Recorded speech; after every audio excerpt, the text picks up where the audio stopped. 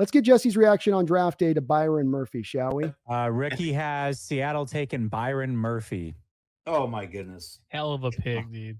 You've got to be kidding me. That's a steal.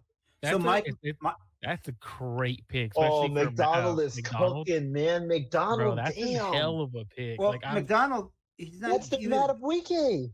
I wouldn't even say it's like you're right, Rowan. He's cooking, but like it's not cooking. Like I say, like I don't give credit to the 49ers for drafting Nick Bosa when he fell to when you're at 2, right?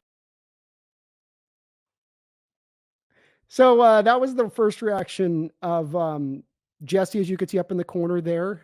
Seemed to feel it was a pretty good pick for your Seahawks. So before we get to your Niners one, let's go in order on this one here, Jesse. What it seemed like you kind of liked the pick for the Seahawks on that one. Oh, how can you not? I mean, he was probably the best defensive player in this whole draft, I think, on most draft boards. And he just kept falling and falling and falling and right into Seattle's lap. And that's exactly what Seattle needs. Seattle needs a defensive lineman, probably, more of a exterior pass rusher is what you were hoping for. But when you can get somebody like that up the middle, I mean, he is the new Justin Madubuike for your new head coach in McDonald. I think that's exactly what he's looking for. That's what he found. And I think that is going to be a big part of this defense and what they're able to do. And again, I think that the pass rushers, you would prefer an edge at some point, but also I think there's some young guys. I mean, your best pass rusher last year, your young pass rusher was out a big portion of the year. You've got Mafe there as well. You add Murphy next to him with Williams. I mean, there's some talent there. There's some talent, a great secondary, and just a head coach that knows how to get it done. So yeah, man, I mean, Murphy's a stud. How can you not like that pick? Well, I think it happened again in round 3. I mean, God, Christian Haynes is arguably the best guard in the draft, and he just fell right to you. It's like, well, at some point you just say yes and take him. I don't, I loved everything that Seattle did in the draft. I gave him a solid B grade. I think, there were some things that got a little squirrely for me, but I love the guard out of Utah. I know he played tackle in college, but mocked the hell out of him to the 49ers. I like Pritchett and James as players. I just, at some point, it's like, God, there's a lot of really good corners over there. What are you going to do? But I also know that the Ravens had some good corners, and the way that he looks at it is like, listen, if I can get these guys, you go 5 wide, I can cover them all and send crazy blitzes at you from all different areas of the field. Then that's when McDonald's at his best as far as a play caller goes. So, I don't hate it too much. There was definitely some questions I had in there, but for not having a second round pick, man, to start with Murphy and Haynes was like, dude, you got to be kidding me, man. You got to be kidding me. Let's get your thoughts on your pick. But first, if we can, Jesse, if we can just first on this one, let's go back to the draft day if we can, folks, and see what Jesse had to say of the draft. This is the Niners selection they're just about to pick. Pearsall, no? Ricky Pearsall. We got a cover boy. That's even worse. That's even worse. Silver, are you Silver? No. Listen to this, guys. I'm glad I'm wrong. No. Listen to this. Mike Silver reported to Gene, and then he said, "I got it wrong," and it's another Cabo boy. It's Pearsall.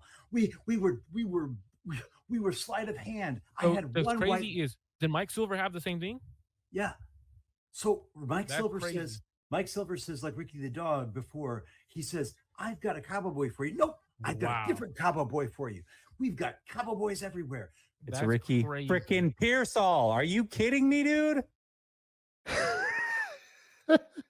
Wasn't happy. I've been there, man. First 3 years I did my draft, dude. The live draft coverage. All 3 of them. I mean, when I tell you I hated the picks. It's your young channel. You're trying to be like, because you go negative there. It's like hard if you're being small and something. I couldn't contain myself though. I just hated it. And when you don't like it, you can't fake the funk. It hits. So I've been there. Sympathy for you, man. But I laughed my butt off when we went over to your guys' stream after the pick. I actually got a screenshot of all 4 of you guys kind of got this stare looking at the phone. Everybody, even the guy in the right corner there, that seemed kind of sad. What is the Cabo boy thing he's saying? What is that he's saying? The Cabo clique, man. It's the main players on this team. They always take a Cabo trip at the end of every season, and so we jokingly call it the Cabo clique. But it's mainly the white players on the team. So we have a good laugh at that. Okay. Well, yeah. So, look, I'm not going to hold you to your draft day reactions because everybody gets a chance in our line of this to go back in and now really look at the player more in depth and get a better understanding of the player. And I do want to say, just before you start on your evaluation here, I wasn't the biggest fan of Pearsall versus some of the receivers in this draft. I would have been in the same boat as you guys on that draft reaction point that you had on draft day. It was my stream's reaction as well. So I don't think you guys were being, cray-cray in your initial kind of, what? But also super young player. Where do you kind of stand right now on this one? Yeah, it was never that I don't like Pearsall as a player. I mean, if this was the second round pick, I would have been ecstatic. That reaction would have been completely different. I would have been very excited to have Ricky Pearsall. And I still think he can be a good player, but I mean, I just think the value. I look at it and Javon Baker is a player that I think ended up going round 4 to the Patriots. I wouldn't be shocked if he's better than Pearsall. I really like Javon Baker a lot. I did too. And I think Javon Baker's a really good player or can be a really good player in this league. There was a lot of other wide receivers there. Maybe Pearsall ends up being the best, but I think Pearsall is closer to that ceiling of who he is. I mean, this is a guy that played college for 5 years. He transferred from one school to another. He played with 2 quarterbacks that were drafted in the top 5 of their respective drafts. So it's not like he wasn't without weapons for a big portion of his career, and he didn't really fully break out until that final year. And it's like, well, if COVID didn't happen, would you even be in the NFL? I don't know about that. But all of that aside, I like Pearsall. I think he's a good route runner. He's polished. He's got good hands. All of those things can be true. But then you look at the timeline. It's like the Lance thing, but a different position in the sense of what is the timing of this? When you took Lance, it was all about you had a win now team and you're drafting a quarterback that needs development. You didn't want to develop him. Well, now you've got a win now team, but you just went and re-upped Jennings. You're presumably going to do the same with Brandon Ayuk. Pearsall's already 24 years old. By the time the 5th-year option on his contract is over, he's going to be a 29-year-old player. You're probably not going to re-up him for a second deal. He's not going to get a lot of burn in year 1. So what are we talking about? You took a first-round pick for a guy that you hoped for 4 years of production out of? Make that make sense. So I just don't think the timeline of Pearsall on this team line up the way that I would like to see, where you have somebody like, let's say A.D. Mitchell. And I'm not saying A.D. Mitchell will for sure be better, but yes, right now Pearsall is more polished than A.D. Mitchell. But can I say that in 2 years from now? I don't know. We'll see. Can he win on the outside too? I mean, I think he can be maybe a slot guy, but I mean, that's the part. I think he's better suited for the slot, but he is 6'1". I think he can win on the outside, especially against zone coverage. But then the flip side of that is press man, which is what you're going to start to get, especially from a guy like McDonald in the near future. I don't know if that's something he can beat consistently. So far, he hasn't shown that in college.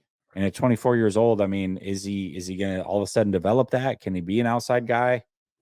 I don't know. It is weird to me that you draft a guy when the biggest complaint was you had Debo, who couldn't beat man coverage, especially tight press man coverage in the Super Bowl. And then you draft a guy who his only question mark really is, can he beat press man? That one was weird to me.